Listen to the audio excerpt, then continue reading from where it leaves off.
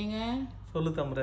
தினம் ஒரு திருக்குறள். இன்னைக்கு என்ன திருக்குறள்? இன்னைக்கா அதிகாரம் 127ல அவர் வழியின் விதும்புதல். அதாவது எப்படின்னா, வீட்டுக்கார வந்து எதிர்பார்த்து உட்கார்ந்து இருப்பாங்கல்ல. இப்ப வெளிநாட்டுல நிறைய பேர் என்ன மாதிரி நிறைய பேர் வந்து வெளிநாட்டுல ஒர்க் பண்ணுவாங்க. ஒரு சில பேர் ஃபேமிலியோட இருப்பாங்க, ஒரு சில பேர் ஊர்ல இருப்பாங்க. அவங்களுக்கு தான் திருக்குறள். பாருங்க, திருவள்ளுவர் எல்லாத்தையுமே எழுதிக்கிறாரு. எப்பவுமே கணவன் மனைவி தான் அதிகமா சொல்றாங்க. ஆமா, ஏன்னா கணவன் மனைவி சேர்ந்தாதான் எல்லாமே வருது உலகத்துல. அதுக்குதான். ஓகேவா? என்ன திருக்குறள்னா, வாளற்று புற்கென்ற கண்ணும் அவர் சென்ற நாளொற்றி தேய்ந்த விரல். ஏதாவது புரியுதா? அதான் ஒரு திரும்ப சொல்றேன் பாருங்க.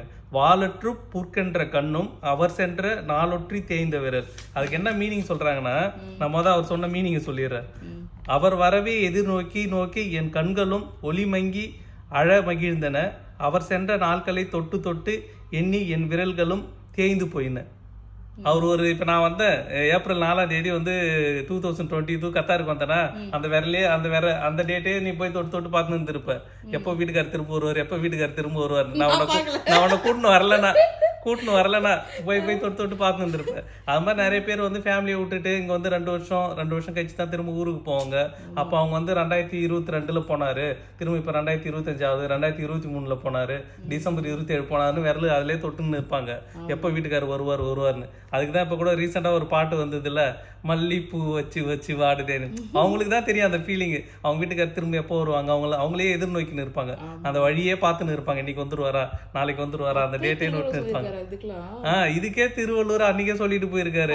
ஃபாரின்ல இல்ல, அவங்க வீட்டுக்காரர் எதிர்நோக்கி அந்த விரல தொட்டுனா அப்புறம் எங்க வெளில. அந்த காலத்துலயும் வந்து என்ன சொல்றது, திரைக்கடல் ஓடி திரவியம் தேடுன்னு சொல்லுவாங்க. அந்த காலத்திலேயே ஓடி தேடி இருக்காங்க. எங்க ஒன்னாலும் ஓடி போய் தேடலாம். பொய் சொல்லக்கூடாது, திருடக்கூடாது. இதான் வந்து மக்கள் வந்து அந்த காலத்திலேயே சொல்லிட்டு போயிருக்காங்க. எஸ்பெஷலி இந்த திருக்குறள் யாருன்னா, வெளிநாட்டுல நிறைய பேர் வேலை பார்த்துன்னு இருப்பாங்க. அவங்க ஒய்ஃபு, ஃபேமிலி, அவங்க அக்கா தங்கச்சி, அப்பா அம்மா, இவங்களாம் வந்து ஊர்ல இருப்பாங்க. பையன் அன்னைக்கு வருவான், அண்ணன் அன்னைக்கு வருவாங்க, தம்பி அன்னைக்கு வருவான், தங்கச்சி அன்னைக்கு வருவாங்க. எவ்வளோ பேர் வெயிட் பண்ணிட்டு இருப்பீங்க. உங்களுக்கு தான் திருக்குறள். கண்டிப்பாக இந்த தீபாவளிக்கு நிறைய பேர் வீட்டுக்கு வருவாங்க. நீங்கள் என்னுடைய ஞாபகமாக போய் விரல தொட்டு பாருங்க. என்னைக்கு போனாங்க, என்னைக்கு வராங்கன்னு வெயிட் பண்ணி இருங்க. தீபாவளிக்கு வந்துருவாங்க. ஏன்னா என் ஃப்ரெண்டு நிறைய பேர் பேசின ஃபாலோவர் சொன்னாங்க, என்னது நிருபன் செல்வமணி, நாங்கள் தீபாவளிக்கு போகிறோம், நீங்கள் போகிறீங்களான்னு கேட்டார் ஃப்ரெண்டு ஒருத்தர். ஓகே, எங்கள் ஃபேமிலியோடு இருக்கிறதுனால நான் போகல, இங்கே இருக்கிறோம் தீபாவளிக்கு. நீங்கள் நிறைய பேர் வந்து இப்போ தீபாவளிக்கு போங்க. இந்த நேரில் தீபாவளி வாழ்த்துக்கள். இந்த திருக்குறளில் வந்து உங்களுக்கு தான் சொல்கிறோம். இதே மாதிரி திருக்குறள் நீங்கள் எதாவது படிச்சிருந்தீங்கன்னா கமெண்ட்டில் சொல்லுங்கள். ஓகேங்களா? ஓகே மக்கள்.